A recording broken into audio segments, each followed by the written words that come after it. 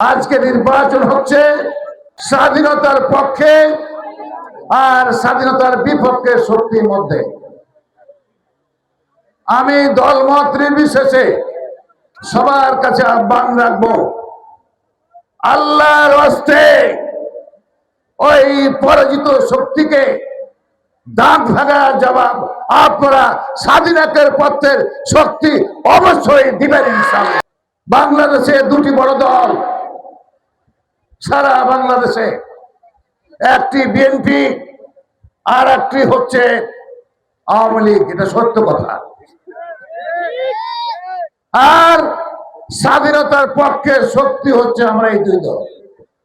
জামাতে ইসলাম স্বাধীনতার বিপক্ষে শক্তি। জামাত ইসলাম বলছে ৭১কে মুছে দিব। আপনারা শুনেছেন সবাই। আমি বলতে চাচ্ছি পুঁটি মাছ লাফায় বেশি। এত শক্তি কোত্থেকে জামাত ইসলাম পায়? আমি হুঁশিয়ার করে দেখছি, এরকম উক্তি যেন আর না করে, নাহলে তাদের অবস্থা অত্যন্ত শোচনীয় হয়ে যাবে ইনশাআল্লাহ। তারা ইসলামের নামে ভাঁওতাবাজি করছে, ইসলামকে বিকৃত করছে।